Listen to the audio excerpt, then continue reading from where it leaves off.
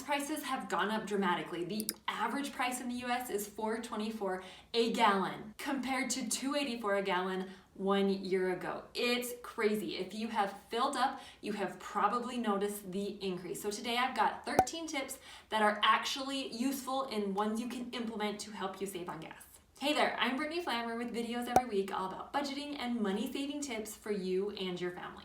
Gas right now where I live is $4.37 a gallon. Let me know in the comments down below what it is where you live. First of all, try the GasBuddy app. They have an app or they also have a website you can visit. You can search by city or your zip code and find the cheapest gas in your area. And you can filter by type of gas if you want to pay with cash or credit card, but it will show you the lowest prices on gas where you live. It's also great if you're going on a trip.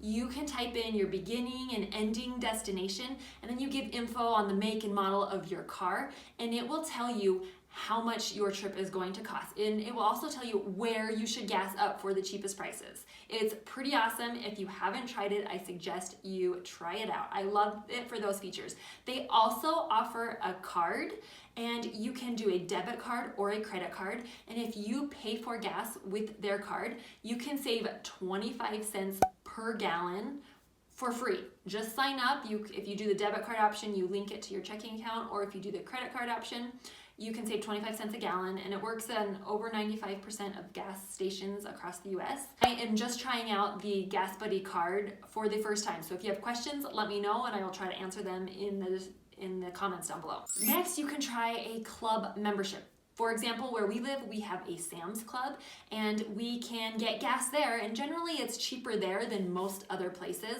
But if you pay with the Sam's card, with their credit card, then you get 5% cash back on your gas. And I know other stores do this too. Costco will give you 4% cash back. Walmart Plus will give you 5 cents off per gallon if you fill up at Walmart or at Murphy stations. They also allow you to fill up at Sam's Club if you have a Walmart Plus membership. So anyway, if you have club memberships, use that and get extra cash back when you pay for gas. Also, try a fuel rewards program. If there is a gas station near you or one that you gas up at regularly, check out their rewards program. I know the one closest to us offers 5 cents off per gallon. I have found where we live that using GasBuddy is cheaper. I can get more off, but if you don't want to actually get a debit or credit card, you can use a fuel rewards card or use the fuel rewards program. If that's easier for you, give that a try. When you go to pay for your gas, try paying with cash instead of credit card. Many gas stations offer a discount. They're waiving the credit card transaction fees. So if you pay with cash, you will usually pay less. Sometimes gas stations will have a sign, they'll have a price for gas and a price for credit. If they don't have a price for both, they are required to post the higher, so they're gonna post the credit. But go into the gas station, check and see if they have a discounted price if you pay in cash. When you drive, make sure your tires are correctly inflated to the proper tire pressure. According to the US Department of Energy, if you're driving on underinflated tires, you're wasting 2 cents per gallon. Now, I know that doesn't sound like much, but over the year, if you're a typical driver that drives 15,000 miles on a car, you're gonna spend an extra $300 just because your tires aren't inflated. And it's so easy to fix, so check those out. Also, you wanna make sure you're using the correct oil. According to the US Department of Energy, people waste 4 to 7 cents per gallon by not using the correct oil. So check your manual, see what you're supposed to be using, and make sure you're using the right oil. You want to make sure you plan your routes. Cars use up the most gas when they're cold, so the first 5 or so minutes of driving is when they use up the most gas. So if you can plan your errands close to each other and don't let your car get cold, you are going to use less gas, and it's just more efficient. Turn your AC off when possible. Having your AC on uses 15% more gas.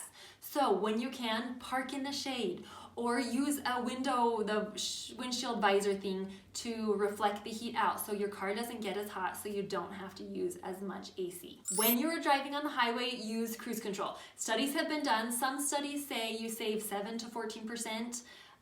One study I saw said you save 20% by using cruise control. There are equations on force and mass and acceleration. Essentially, electronics do a better job of maintaining the gas than us humans do, is what it boils down to. So when you're on the highway, use cruise control.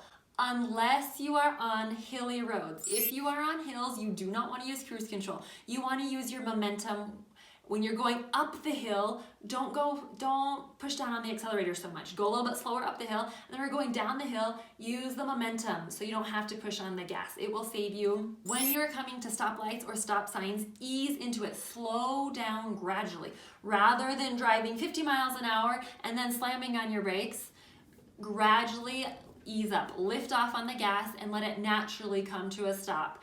You'll use less gas as you're slowing down. You won't be idle as long, so you won't be wasting as much gas. Take a look at which days you fill up. In general, beginning of the week, Monday and Tuesday is the cheapest day to fill up. However, that varies depending on where you live. I looked into it, I looked on GasBuddy, and where we live in Utah, Sunday's the cheapest day. Just be aware, the beginning of the week's usually cheaper, and weekend, Friday evening, weekend is generally the most expensive. So just be aware of that. Next, think about carpooling. This will save you time, sanity, and money on gas.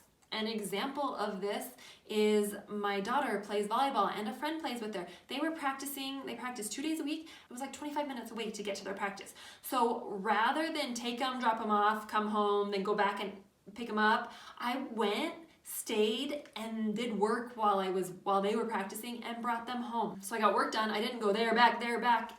And my friend's mom took them the other day. So it was win-win all around. In the comments down below, let me know what you are doing to save on your gas. If you want tips on dealing with inflation and groceries, check out my video right up here. Or if you want to see how I fit gas and groceries into our monthly budget, check out my playlist of monthly budgeting videos right here.